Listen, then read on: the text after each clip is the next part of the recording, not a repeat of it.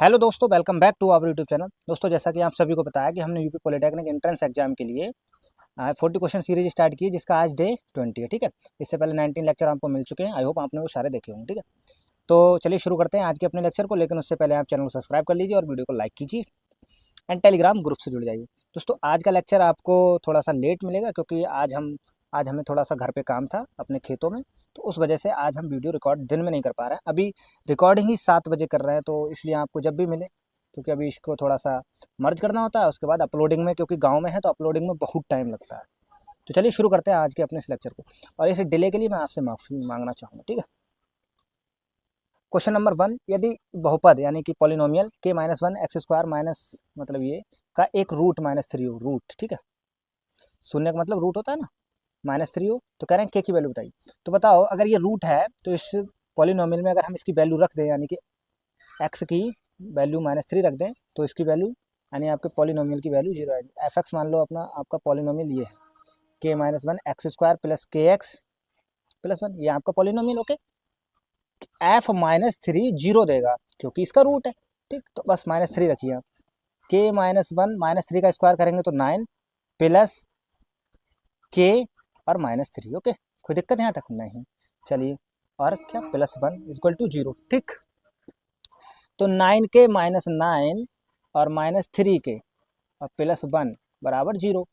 Okay, तो 9k में से 3k कट किए 6k आया, और -9 में से +1 कट करोगे, ऐड करोगे या -8 आएगा, -8 आएगा जाकर प्लस का 8, तो k बराबर 8/6, तो 4 और ये 3 2 से कट किया। ठीक, तो k की वैल्यू आ गई 4/3। ऑप्शन नंबर आपका बी सही हो जाएगा। ठीक, कोई दिक्कत। चलिए नेक्स्ट क्वेश्चन करते हैं। एक भिन्न के अंश और हर का योग 12 है, यदि हर में 3 जोड़ दिया जाए तो भिन्न 1/2 हो जाती है। ये क्वेश्चन बहुत ईजी है, डू इट योर सेल्फ, क्योंकि हम इस टाइप के क्वेश्चन करा चुके हैं। दोस्तों, क्वेश्चन मिलना बहुत मुश्किल हो रहा है, क्योंकि ऑलरेडी बहुत सारे क्वेश्चन हमने कवर कर लिए हैं। ठीक है, हाँ, क्योंकि ये क्वेश्चन रिपीटेड था तो हमने आपके लिए एक एक्स्ट्रा क्वेश्चन दे दिया था। ठीक है, इस क्वेश्चन को सॉल्व करिए, बहुत बेहतरीन क्वेश्चन है, इस क्वेश्चन को सॉल्व करने में मजा आएगा। ठीक, चलिए, समझ पढ़ लिया ना, क्वेश्चन पढ़ लिया, इसे छोटा कर देते हैं इतना। ठीक है, क्वेश्चन समझ चुके हैं।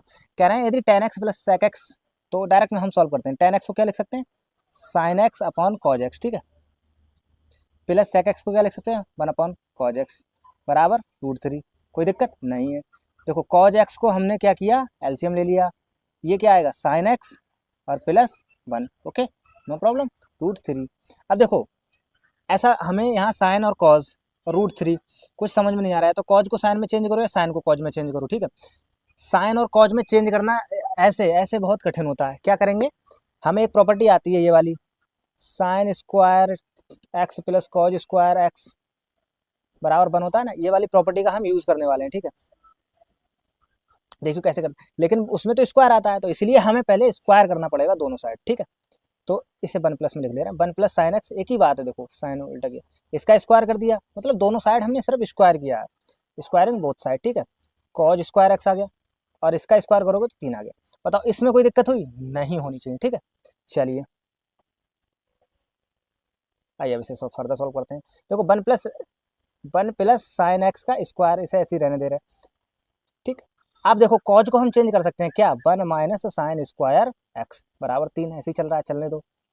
ठीक है, देखो, 1 प्लस साइन एक्स को हमने ऐसे लिखा, मतलब दो जगह लिख दिया। ठीक है, मल्टीप्लाई में, और देखो, ये 1 माइनस साइन स्क्वायर को हम क्या लिख सकते हैं, 1 माइनस साइन एक्स और 1 प्लस साइन एक्स।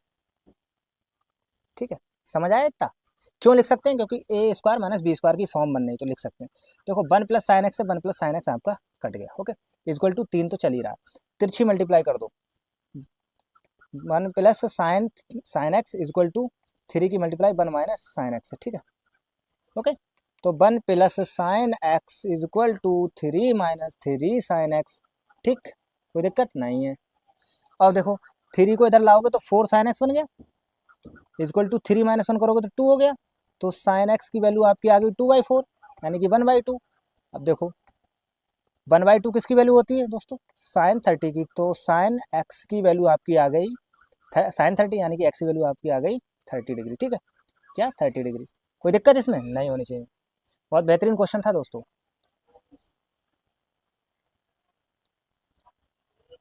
चलिए, तो ऑप्शन नंबर एक मिनट, ऑप्शन पाई में दिया है, ये भी देखिए क्या कर दिया, ऑप्शन पाई में दिया है। अब देखो साइन 30 को पाई में चेंज करोगे तो 30 इंटू 100 पाई बाई 180, ठीक है, 36 यानी कि पाई बाई 6 आपका आंसर है, ठीक।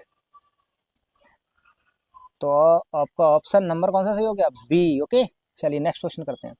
समीकरण x square minus 2x plus a square minus b square बराबर 0 के मूल ज्ञात कीजिए। मूल ज्ञात करने, मूल देखो आप, अगर आप इसका फैक्टर नहीं कर पा रहे हैं, ठीक है, फैक्टर वैसे मैं तो समझ चुका हूँ, ये 2a कब आता है और ए स्क्वायर माइनस बी स्क्वायर का मतलब क्या है, देख के अगर आप क्वेश्चन समझ लेंगे तो बहुत अच्छी बात है, ठीक है। लेकिन अगर नहीं आ रहे तो कोई बात नहीं, धराचार्य सूत्र लगाइए, एक्स बराबर minus b plus minus b square minus 4ac upon 2a, यही तो होता है धराचार्य सूत्र। चलिए लगाइए, देखो माइनस बी माइनस ऑलरेडी है, बी की वैल्यू क्या है 2a, वो भी माइनस साइन के साथ, कोई दिक्कत नहीं है, प्लस माइनस लगाओ, बी स्क्वायर करो माइनस 2a का स्क्वायर करो, ओके, माइनस ऑलरेडी है 4, ए की वैल्यू क्या है 1 है, सी की वैल्यू क्या है ए स्क्वायर माइनस बी स्क्वायर, यही तो है, कोई दिक्कत, अपॉन 2a का मतलब 2 इंटू 1, समझ आया इतना। चलिए तो ये हो गया 2a आपका, हो गया नहीं, प्लस माइनस, ये देखिए 4a स्क्वायर, ओके, माइनस 4, देखो माइनस इसकी मल्टीप्लाई ए स्क्वायर से माइनस 4 स्क्वायर, माइनस किससे तो plus 4b square, no problem, 4 square से 4 स्क्वायर कट आउट हो, 2 इंटू 1 की वैल्यू 2 हो गई, ओके। चलिए नेक्स्ट, तो 2a, ओके, प्लस माइनस, देखो 4b स्क्वायर बचा था ना आपका, 4b स्क्वायर, तो चलिए इसका जब आप अंडर रूट खोलोगे तो 2b आएगा अपॉन 2, ऊपर से 2 कॉमन लिया तो क्या बचा है a plus minus b divided by 2, 2 से 2 कट गया, आपके रूट क्या आए, रूट आपके आए a प्लस माइनस बी, ठीक, a प्लस माइनस बी अर्थात a प्लस बी और a माइनस बी, ठीक है।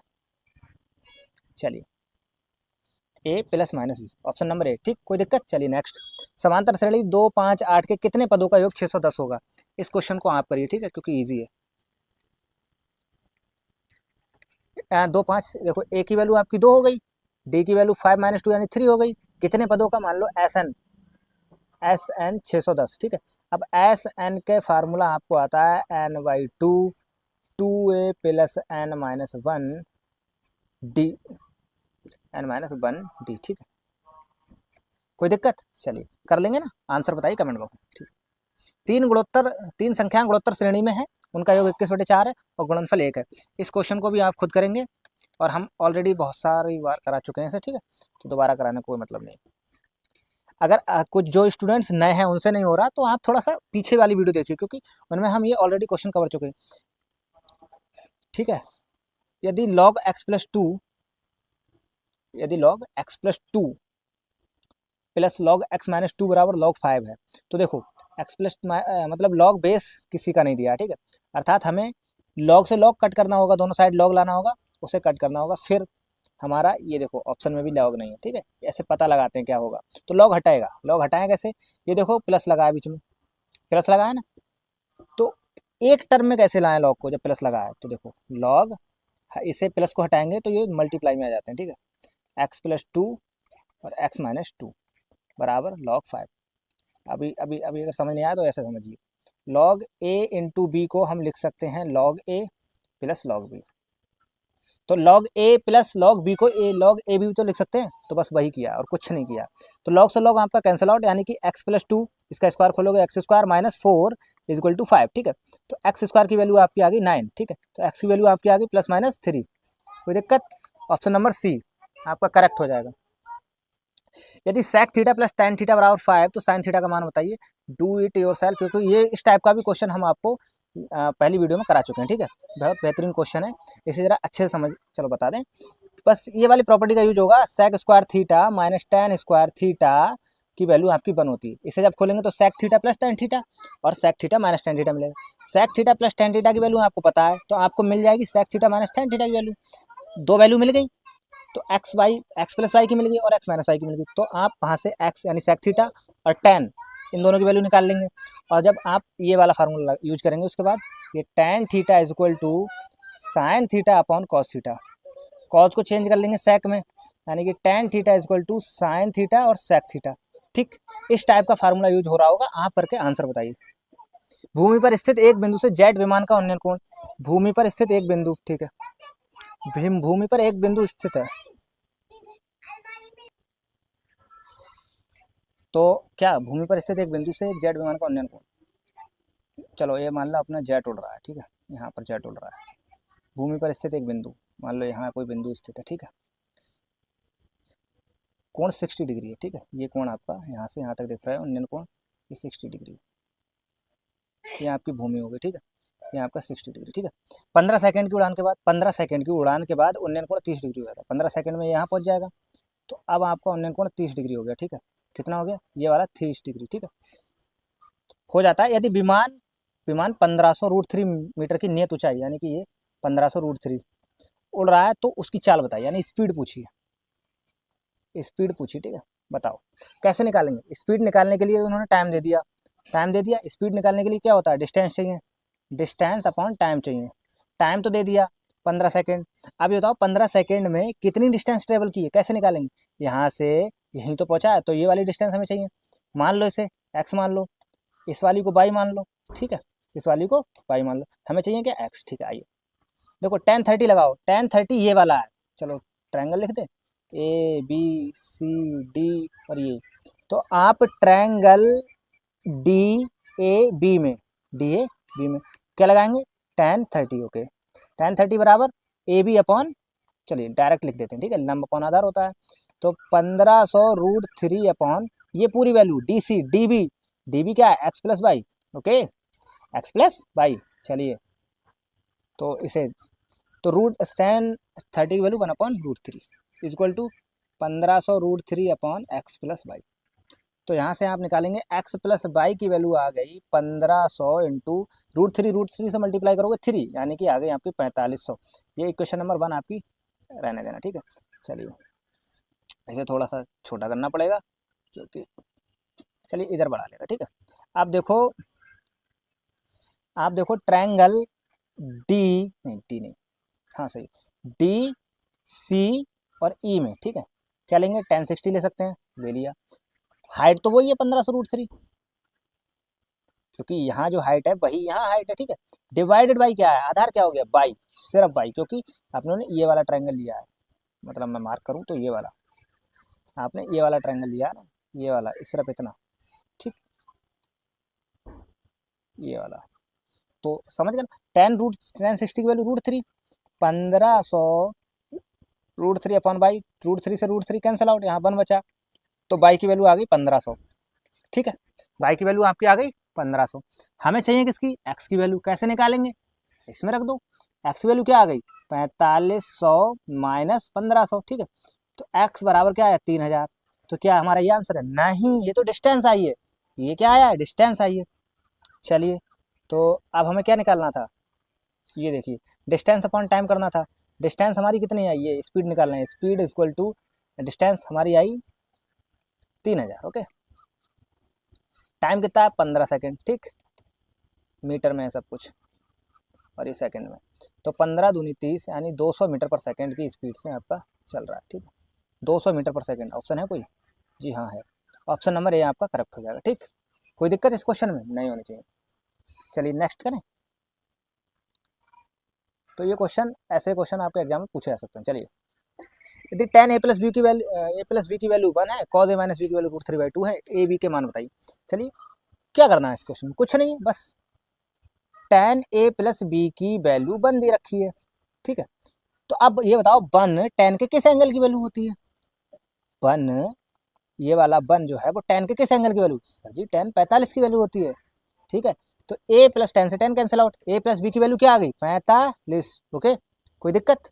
चलिए तो अब इधर देखिए ये क्या दिया है, cos a minus b value दी है √3/2, ओके, समझ आया, तो cos के, ऐसे समझिए cos के किस एंगल की वैल्यू √3/2 होती है बताइए, तो cos के cos 30 की वैल्यू होती है √3/2, cos से cos कटा, a माइनस बी की वैल्यू आपकी 30 आ गई, ये देखो इक्वेशन बन गई, इन दोनों इक्वेशन को जोड़ दो तो आपको 2a मिल जाएगा, बी से बी कैंसिल आउट, 2a कितना आया था सर जी, 45 प्लस 30 करोगे, ये 45 है, 48 नहीं 45, 45 प्लस 30 करोगे तो कितना आएगा, 4 3 7 यानी 75 आया, तो ए की वैल्यू आपकी कितनी आ गई, ए की वैल्यू कितनी आ गई 30, तो 3 6, ओके, 2 7 14, 37.5 डिग्री आ गई, ठीक है। बी की कैसे निकालेंगे? बी की निकालने के लिए आपको 45 में से इसे कट कर देना, यानी 45 माइनस 37.5 डिग्री, तो कितनी आ गई? कहाँ गया ये?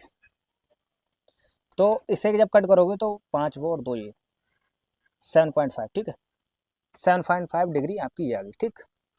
तो ए की वैल्यू 37.5 एंड बी की वैल्यू 7.5, कौन सा ऑप्शन सही है आपका? ये पहला वाला ऑप्शन आपका सही, ठीक। कोई दिक्कत इस क्वेश्चन में? अगर कोई दिक्कत हो तो बताना, ठीक है। चलिए, 2,3 से गुजरने वाली धनात्मक एक्स अक्ष से 45 डिग्री का कोण बनाने वाली रेखा का समीकरण। देखो ये एंगल दिया है, ये क्या है? एम जानते हैं, एम क्या होता है? Tan theta. प्रवणता, प्रवणता क्या होती है? Tan theta. तो टेन 45 यानी कि प्रवणता की वैल्यू 1, यानी एम की वैल्यू 1।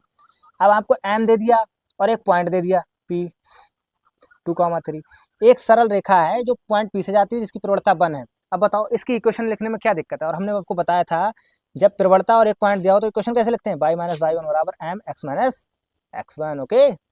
तो y minus 3 is equal to m की वैल्यू 1 और एक्स माइनस 2, x1 की वैल्यू ये आप इसे x1 और y1 मान सकते हैं, ठीक है।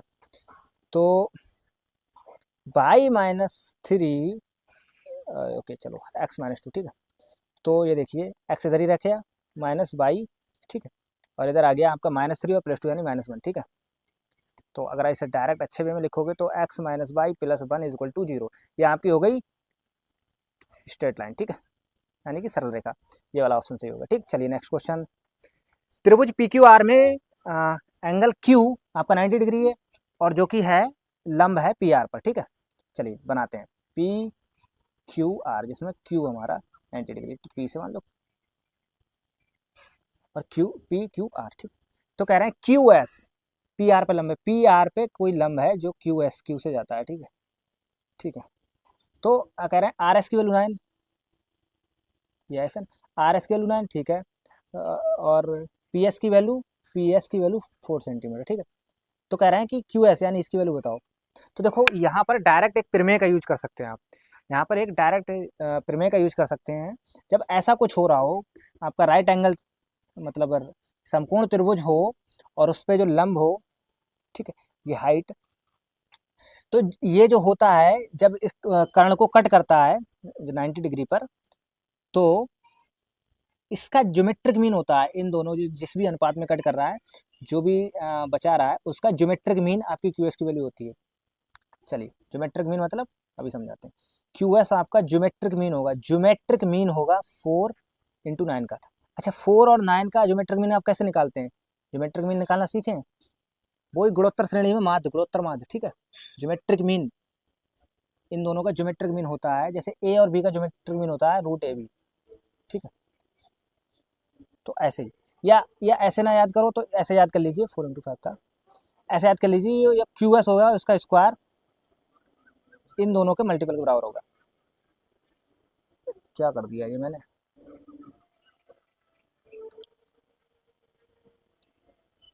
ये लीजिए 4 × 9 तो √36, ठीक है। अभी भी गलत कर रहा हूँ, 4 × 9 और क्यू मतलब दोनों साइड स्क्वायर किया तो ये 36 आ गया, ठीक है। तो क्यू एस की वैल्यू कितनी आ गई आपकी? 6 आ गई, ठीक।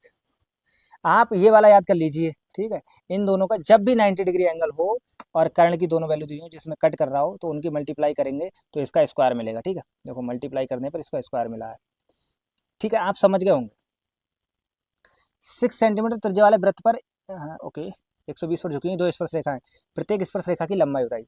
ऐसा कुछ आपका सर्कल रहा है जिसपे जो कि 6 सेंटीमीटर का है, यहाँ से देखिए 6 सेंटीमीटर, ठीक है। वृत्त पर 120 बनाओ, ये ऐसे करके कुछ इस टाइप से, तभी तो एंगल 120 बनेगा। ये एंगल आपका 120 डिग्री, ठीक है। पर झुकी हैं दो स्पर्श रेखाएं, ये आपका सेंटर है, ओके। तो कह रहे हैं दो स्पर्श रेखाएं हैं आपकी, ये पी, ये ए और बी, प्रत्येक स्पर्श रेखा की लंबाई है, ठीक है, प्रत्येक स्पर्श रेखा की लंबाई है। तो देखो ये दोनों एंगल हो गए आपके 90 डिग्री, क्योंकि सिंपल से है कि स्पर्श रेखा से और त्रिज्या के बीच में 90 डिग्री का एंगल बनता है, ठीक है। तो ये 120 हो गया, ठीक है। अब देखिए और ये कितना हो गया? 60 डिग्री। अब देखो इसे यहाँ से लाइन जोड़ते हुए खींचोगे तो ये सम विभाजित होता है, ठीक है, ये सम विभाजित करता है। तो ये एंगल आपका हो गया 60 डिग्री, समझ आया ये वाला, क्योंकि ये टोटल 120 था, ये भी आपका 60 डिग्री हो गया। ये आर की वैल्यू यानी 6 सेंटीमीटर है। अब बताओ हमें चाहिए क्या, पी ए की वैल्यू, पी ए की वैल्यू चाहिए। आपका ये ट्रायंगल बनना है, ट्रायंगल पी ए और ये ओ, पी ए बी में हमें पी ए की वैल्यू चाहिए। क्या क्या दिया है, एक भुजा दी है, एक एंगल दिया है, पी ए की वैल्यू किसी की भी निकलवा लो, हम निकाल देंगे। क्या ट्रिग्नोमेट्री लगाएंगे, ठीक है, क्या लगाएंगे, ट्रिग्नोमेट्री लगाएंगे। कौन सा एंगल लगाएं ताकि हमें मिल जाए, तो देखो tan 60 लगा के देखो, ये आपका समकोण त्रिभुज, उसके सामने की भुजा कर्ण होती है, तो कर्ण की हमें जरूरत नहीं, हमें चाहिए पी ए और ओ में, अर्थात लंब और आधार में रिलेशन कौन देता है, tan देता है, इसलिए tan 60 लिया हमने, ठीक है। चलिए, तो देखो जिस पे एंगल बनता है वो बेस होता है आपका, ये वाला बेस है, अर्थात पी ए तो आपका बेस हो गया, और ये लंब है 6, ठीक है। तो tan 60 value √3, 6 upon P A, तो पी ए की वैल्यू आपकी आ गई 6√3, और दोनों स्पर्श रेखाओं की दूरी मतलब लंबाई समान होगी, ठीक।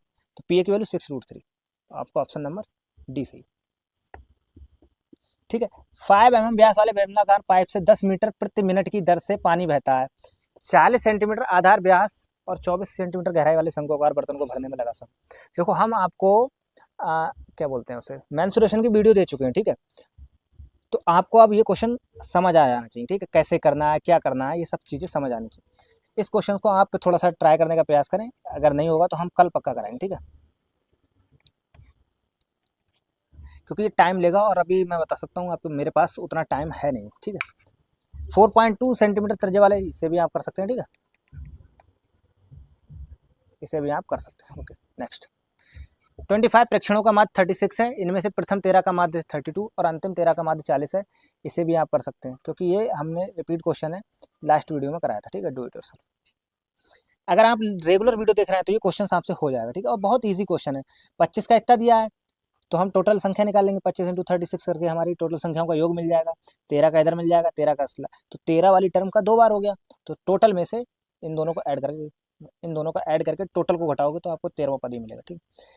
फिलहाल आपको लास्ट वीडियो देख सकते हैं आप, ठीक, उसमें ये क्वेश्चन कराया गया, एज इट इज यही क्वेश्चन था।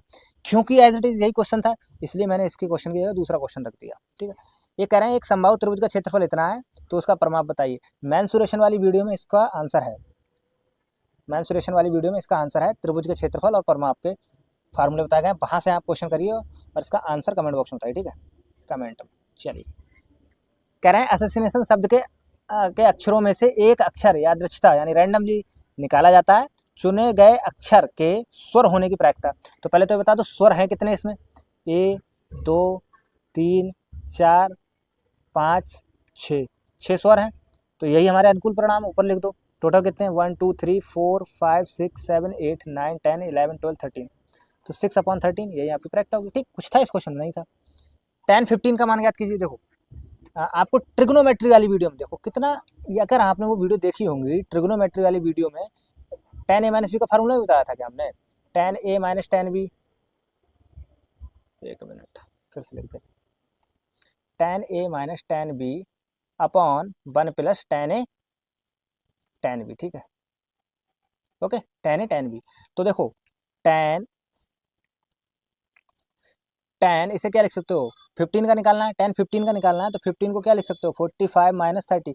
क्यों हमने इसी में किया, क्योंकि हमें tan 45 की वैल्यू आती है, tan 30 की आती है, और किसी की वैल्यू हम इस 15 को हम ऐसे भी तो लिख सकते थे 20 - 5। क्या तुम्हें tan 20 की वैल्यू आती है, tan 5 की वैल्यू आती है, नहीं आती, इसलिए वो नहीं लिखेंगे, हम उन्हीं में तोड़ेंगे जिसकी वैल्यू हमें आती है, जो चीज़ हमारे लिए सरल हो हम वही काम करते हैं। 45 - 30, ठीक है। अब tan 45 - tan 30 अपॉन 1 + tan 45 और tan 30, इसका क्वेश्चन का आंसर निकाल के आप हमें कमेंट बॉक्स में बताएंगे, ठीक है, क्योंकि ईजी है, कुछ बचा नहीं है। 12x² y³ z² and 18x⁴ y² और z³ का एलसीएम। एलसीएम में क्या होता है, एलसीएम निकालिए। चलिए इसका तो पहले इनका बताइए, 12 और 18 का कितना होता है एलसीएम, 12 और 18 का एलसीएम कितना होता है, निकालिए। तो 12 और 18 का एलसीएम होगा आपका 36, ठीक है, 36। 12 18 का एलसीएम 36। x² और x4 तो बड़ी वाली घात लेते हैं, x की घात 4 हो गया, y³ और y² तो बड़ी वाली y³ z² और z³ तो z³, ठीक है। तो 36 x की घात 4 ये आपका क्वेश्चन हो गया, ठीक है। यदि a is equal to 4x plus 1/x, तो a प्लस 1/a का मान है। बहुत ही अच्छा क्वेश्चन है, सॉल्व करिए। ठीक है, कुछ नहीं करना, बस कैलकुलेशन करना है, इसलिए मैं आपको छोड़ दे रहा हूँ, डू इट योरसेल्फ। ठीक है, क्या करोगे, पहले तो आप 1/a की वैल्यू निकालोगे। ठीक है, उसे 1/a की वैल्यू जैसे यहाँ पैसे निकाल सकते हो, ए 1/4x प्लस 1/x। ठीक, इस टाइप से आप निकालोगे, जो भी वैल्यू आएगी उसे a में ऐड कर दोगे, आंसर आपको मिल जाएगा। कमेंट बॉक्स में बताओ। ठीक है, और अंकित, जो अंकित एक स्टूडेंट है अपना, तो वो सारे क्वेश्चन के आंसर देता है, बहुत अच्छी बात है। ठीक है, और आप इसका आंसर जरूर दीजिए। ठीक है, चलिए, विद्युत प्रतिरोध का मात्रक है, बताइए विद्युत प्रतिरोध का मात्रक क्या है, किसे नहीं पता बताओ, है कोई इसे नहीं पता? वेग समय ग्राफ के नीचे का क्षेत्रफल देता है। वेग समय ग्राफ के नीचे का क्षेत्रफल क्या देता है बताओ, वेग समय ग्राफ के नीचे का क्षेत्रफल क्या देता है? ये देखिए, ये आपका बन गया टी और बी। मान लो कोई ऐसे एक लाइन जा रही है, मतलब ये, ठीक, तो इनके नीचे का क्षेत्रफल यानी ये वाला क्षेत्रफल, ये क्षेत्रफल आपको क्या देता है? ये क्षेत्रफल आपको विस्थापन देता है। वहीं वहीं मतलब ऑप्शन बी। लेकिन अगर यही एस होता यानी स्पीड होता, तो आपको क्या मिलती? दूरी मिलती। ठीक है, दूरी। ठीक, समझ गए? चलिए, 2 किलोग्राम, चलिए इस क्वेश्चन को सॉल्व करिए। 2 किलोग्राम द्रव्यमान की वस्तु 5 मीटर पर सेकंड के वेग से गतिमान है, इसकी गतिज ऊर्जा, गतिज ऊर्जा का देखो फार्मूला होता है half kinetic energy equal to half m b square. Okay, तो देखो हाफ एम की वैल्यू है 2 और बी की वैल्यू है 5 का स्क्वायर, तो उससे 2 कट गया, यानी 25 जूल, क्योंकि ऊर्जा का मात्रक जूल होता है। सॉरी सॉरी, कौन से पे टिक कर दिया, 25 जूल। ओके, नेक्स्ट, सूर्य में ऊर्जा का स्रोत है। देखो सूर्य में, देखो हाँ ये बहुत अच्छा क्वेश्चन है, सूर्य में जो ऊर्जा आती है वो नाभिकीय संलयन है। ठीक है, वहाँ पर हाइड्रोजन पाया जाता है। हाइड्रोजन के जो अणु होते हैं वो क्योंकि हीट प्रेशर बहुत होता है, तो वो हीलियम में कन्वर्ट हो जाते हैं। ठीक है, तो अब जब ये होता है यानी फ्यूजन, आप बोल सकते हैं न्यूक्लियर फ्यूजन, फ्यूजन। नाभिकीय विखंडन क्या होता है दोस्तों? नाभिकीय विखंडन जो होता है वही न्यूक्लियर बम अपने फोड़ते हैं।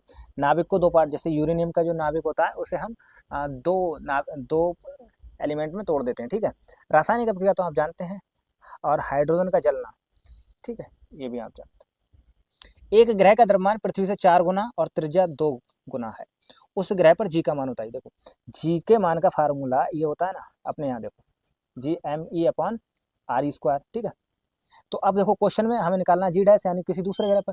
जी ऐसी रहेगा, एम ई उन्होंने कहा है कि पृथ्वी से 4 गुना यानी 4 ME है। ठीक है, और कहा है त्रिज्या 2 गुना है, त्रिज्या 2 गुना यानी कि 2RE, इसका स्क्वायर करेंगे। ओके, तो जी ME और ये इंटू 4 इधर अलग कर दे रहा है, RE का स्क्वायर करोगे, RE का स्क्वायर आ गया, और इधर भी 4 अलग, 4 से 4 कट गया, और GME को हम जी लिखते हैं, तो जी डैश बराबर जी आ गया, यानी कि पृथ्वी के समान। ठीक, ऐसे ही इस क्वेश्चन को निकालोगे, और इससे बेहतरीन हमने पिछली वीडियो में समझा रखा है, क्योंकि उसमें कुछ इसी टाइप का क्वेश्चन आया था, ये नहीं था, इसी टाइप का था। द्रव में डूबी वस्तु ऊपर की ओर लगने वाला बल कहलाता है। देखो ऊपर जब बल लगता है उसे उत्प्लावन बल कहते हैं। ठीक है, गुरुत्वाकर्षण बल 2 बड़े बड़े मास के पिंडों में लगता है, मास में लगता है। ठीक, घर्षण बल तो 2 वस्तुओं के बीच लगता है, चुंबकीय बल मैग्नेट्स के बीच। ऐसा मात्रक में बर्फ की विशिष्ट गलन गुप्त ऊष्मा है। तो देखो हम जानते हैं कि 80 कैलोरी पर ग्राम होती है। गलन ऊष्मा का मतलब समझते हैं, 1 ग्राम, इसे समझिए 1 ग्राम बर्फ को 0 डिग्री सेंटीग्रेड पर 1 ग्राम पानी बनने में 80 कैलोरी ऊष्मा लगती है। ठीक है, तो बस यही था, इसे बस हमें एसआई में, यानी एसआई पूछा, एसआई में चेंज करो, कैलोरी को जूल में कन्वर्ट करेंगे 4.18 से गुणा करके। ठीक है, ये अभी हो गया जूल, अभी हो गया जूल। अब ये ग्राम है, ग्राम को चेंज करेंगे तो 10⁻³ ग्राम, वो किलोग्राम। ठीक है, क्योंकि किलोग्राम में भी तो होता है हमारा एसआई मात्रक। ठीक है, तो जब आप इसकी मल्टीप्लाई करेंगे तो 80, मतलब 80 हटाओ, 8 इंटू 4.18 इंटू 10⁻³ प्लस का, उसमें ये 0 और ऐड कर दिया, तो 8 मतलब 4 6 8 कमा 8 से 14, 8 चौक 32 और 33, और 2 के बाद पॉइंट इंटू 10⁻⁴, तो पॉइंट हमें 1 के बाद लगाना है, तो आपका आ गया 3.344 into 10⁵। Okay, answer option number 8। ठीक, चलिए नेक्स्ट क्वेश्चन, दृश्य स्पेक्ट्रम में अधिकतम तरंगदैर्ध्य का प्रकाश रंग है लाल। जब आप वो स्पेक्ट्रम बनाते हैं ना विबग्योर वाला, चलिए ये इससे प्रिज्म से जाती है और ये विबग्योर बनता है ना आपका, 7 रंगों में बिखर जाती है, ठीक है। बिबग्योर, BIBGYOR, ठीक है, बिबग्योर। नहीं नहीं नहीं, उल्टा कर दिया, रेड ऊपर होता है। चलिए फिलहाल वो सब छोड़िए, आपकी ये तरंग दैर्ध्य अर्थात वेवलेंथ सबसे ज़्यादा रेड की होती है और सबसे कम आपकी वायलेट यानी बैंगनी कलर की, ठीक है। सबसे ज़्यादा हाई इसकी और सबसे ज़्यादा कम लैम्डा यानी वेवलेंथ इसकी, ठीक। चलिए नेक्स्ट। 20 ओम प्रतिरोध के तार को 4 बराबर भागों में काटकर समांतर क्रम में जोड़ा जाता है। देखो 20 ओम आपका प्रतिरोध हुआ, 20 ओम था ना, काटा उसे 4 बराबर भागों में बांटोगे तो बताओ 5 आया ना, एक 5 आया, तो 5 ओम प्लस 5 ओम, मतलब प्लस क्यों लगा रहा हूँ, मतलब 4 भाग यही हुए ना, 5 ओम, 5 ओम के, 5 ओम के और 5 ओम का, फिर इन्हें समांतर क्रम में जोड़ दिया गया, ठीक है, पैरेलल। तो तुल्य प्रतिरोध पूछ रहे हैं, 1/r बराबर 1/r1 प्लस 1/r, डायरेक्ट लिखते हैं, ठीक है। 1/5 4 है, 1/5, ठीक है, 1/5 के 1/5, ठीक है। एलसीएम 5 आया और 1 1 1 1 4, ठीक है। 1/r की वैल्यू 4/5, आर की वैल्यू 5/4, इसका मतलब होता है 1.25, ठीक है। तो ऑप्शन नंबर आपका बी ठीक है। कोई दिक्कत तो नहीं है, मतलब मैं फास्ट करा रहा हूँ लेकिन चीज़ें सब आसान है इसलिए आपको समझ में आ रही हैं, आनी तो चाहिए। सौर सेल मतलब वही सौर पैनल में प्रयुक्त मुख्य घटक है। हाँ ये अच्छा क्वेश्चन है। देखो सौर पैनल में आपका सिलिकॉन, जो कि आपका एक सेमीकंडक्टर होता है, सेमीकंडक्टर होता है, उसका यूज करते हैं, ठीक है, सेमीकंडक्टर का, सिलिकॉन का, क्योंकि ये प्रकाश से आने वाली एनर्जी को अच्छे तरीके से ले लेता है, अवशोषित कर लेता है। अभिक्रिया 2H2 प्लस O2, 2H2 में अभिकारकों के आयतनों का अनुपात है, बताइए। ये बेहतरीन क्वेश्चन है। देखो जब भी आपकी गैसेस रिएक्शन करती हैं तो वो सरल अनुपात में करती हैं। सरल अनुपात यहाँ 2:1 दिख रहा है ना, H मतलब क्या हुआ, H2 के 2 परमाणु, 2 अणु O2 के 1 अणु से रिएक्शन कर रहे हैं, तो ये सरल अनुपात क्या हुआ अभिकारकों का, और यही उनके आयतनों का अनुपात होता है, तो 2:1 होता है। एक तत्व का परमाणु द्रव्यमान 23 और परमाणु क्रमांक 11 है, तो न्यूट्रॉनों की संख्या बतानी है। इस क्वेश्चन में कुछ है, चलिए। द्रव्यमान संख्या यानी मास नंबर आपका बराबर होता है नंबर ऑफ प्रोटॉन यानी प्रोटॉनों की संख्या, प्रोटॉन प्लस न्यूट्रॉन, ठीक है, प्रोटॉन प्लस न्यूट्रॉन। प्रोटॉन आपके कितने हैं, क्या न्यूट्रॉन की संख्या होता है नहीं, प्रोटॉन कितने दिए हैं, परमाणु क्रमांक, हाँ वही परमाणु क्रमांक भी बोलते हैं इसे, ठीक है, प्रोटॉन को परमाणु क्रमांक भी बोलते हैं।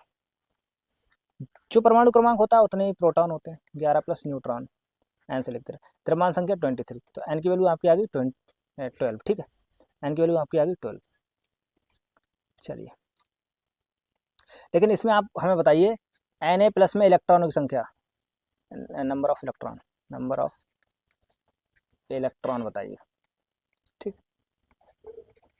Na में बताइए, Mg2 प्लस में बताइए, Al3 प्लस में बताइए, इलेक्ट्रॉनों की संख्या पूछ रहा हूँ, Cl माइनस में बताइए, जरूर बताइए जरूर से, और अंकित सौरभ तो जरूर ही बताएं, ठीक। चलिए निम्नलिखित में से कौन सा आयनिक यौगिक है, आयनिक यौगिक, आयनिक यौगिक आपका NaCl है, ठीक है। CH4 तो आपको पता ही है, वो ये आपका कोवेलेंट, ठीक है, कोवेलेंट बॉन्ड, और CO2 भी आपका कोवेलेंट है। लेकिन अब आप सोच रहे होंगे HCl में तो H प्लस और Cl माइनस से बनाते हैं, हाँ जी बिल्कुल बनाते हैं, लेकिन ये गलत है, ये गलत है, क्योंकि आपके मन में विचार आ सकता है क्योंकि H प्लस किया Cl माइनस, H ने एक दे दिया Cl ने एक ले लिया, यही तो होता है। लेकिन नहीं, जब H दे देगा तो उसका अष्टक पूर्ण हुआ नहीं, लेकिन आप समझिए अष्टक पूर्ण होता कैसे, H के पास कितने हैं, 1, सहसंयोजी बंध होता है इसमें, अब आज हो सकता है आपको पहली बार पता लगा। Cl के पास कितने होते हैं, लास्ट में 7 होते हैं ना, 7 होते हैं। अब देखो अष्टक पूर्ण कैसे होगा इनका, अरे जैसे H प्लस Cl माइनस, तो H प्लस गया, इसके तो पूरे हो गए जब आयनिक बॉन्ड बनाना है, लेकिन H के पास क्या बचा, कुछ नहीं, ऐसा हो थोड़ी हो सकता है कि कुछ नहीं बचा, उसे भी तो अष्टक पूर्ण करने के लिए एक इलेक्ट्रॉन चाहिए, तो एक इलेक्ट्रॉन ये साझे से बना लेते हैं, और जहाँ साझा हो गया वहाँ कोवेलेंट हो गया यानी सहसंयोजक, ठीक है। तो इसलिए कोवेलेंट बॉन्ड, कोवेलेंट है HCl, ना कि आयनिक यौगिक आपका ये है Na, एक इलेक्ट्रॉन देता है तब इसका अष्टक पूर्ण हो जाता है, और ये Cl एक इलेक्ट्रॉन लेता है इसका अष्टक पूर्ण, ठीक। इसीलिए बहुत ध्यान से क्वेश्चन का आंसर करना होता है। चींटी के डंक में उपस्थित अम्ल है, चींटी के डंक में आपका फॉर्मिक एसिड उपस्थित होता है, ठीक है, कौन सा एसिड, फॉर्मिक एसिड। चलिए नेक्स्ट क्वेश्चन, एक सेकंड गाइस।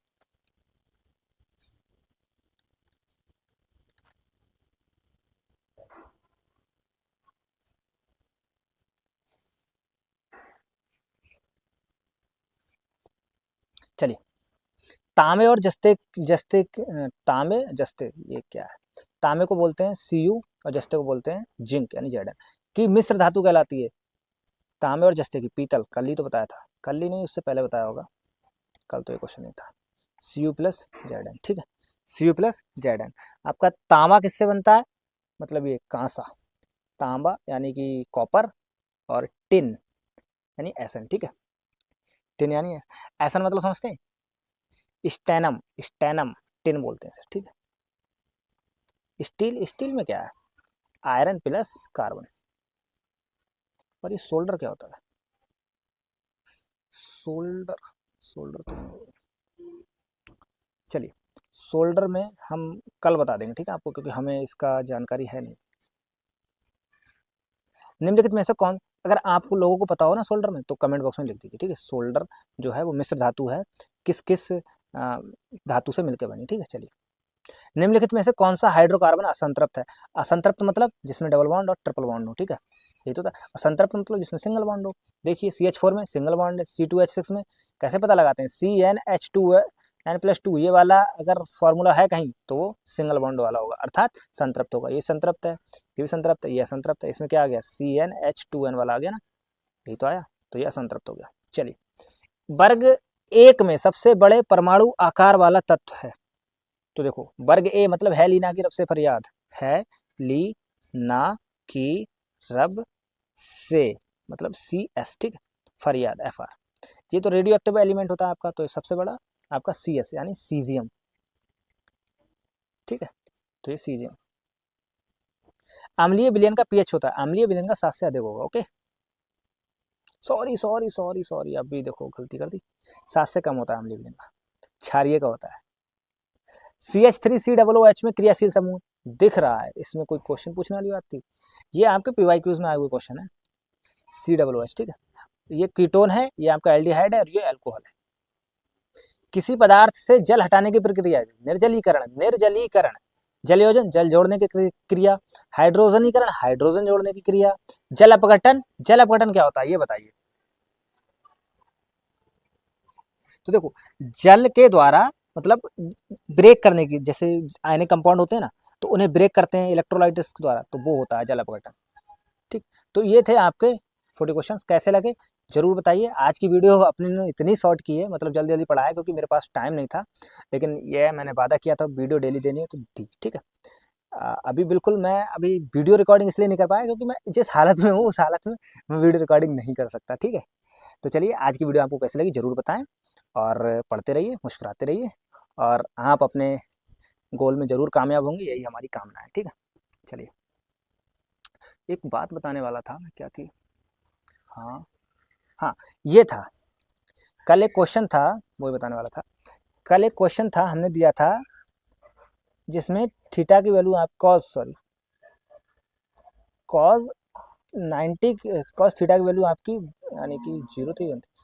कहने का मतलब ये है, उस क्वेश्चन में, क्वेश्चन ध्यान नहीं है, थीटा की वैल्यू 90 आ रही थी, और क्वेश्चन ने कहा था न्यून कोण, न्यून कोण होना चाहिए आपका थीटा, ऐसे करके लिखा था आपको क्वेश्चन। तो आपने उसी क्वेश्चन को टिक किया, लेकिन नहीं करना चाहिए था, क्योंकि आपका ये 90 डिग्री जो होता है वो समकोण है, यानी राइट एंगल है। क्या है? राइट एंगल, ये आपका राइट एंगल है। लेकिन क्वेश्चन ने क्या पूछा? एक्यूट एंगल, एक्यूट एंगल, और आपका आंसर तो 90 आ रहा था, लेकिन उसी लिए मैंने उसमें एक ऑप्शन ऐड किया था, नन ऑफ दीज, तो आपको वो टिक करना था, समझ गए? लेकिन आप सभी ने उसका आंसर 90 ही दिया, तो ये आपसे, आप इसे थोड़ा सा करेक्ट कर लीजिए, ठीक है। तो चलिए, बस आज के लिए इतना ही, जय हिंद, और मिलते हैं आपसे नेक्स्ट वीडियो, ठीक है।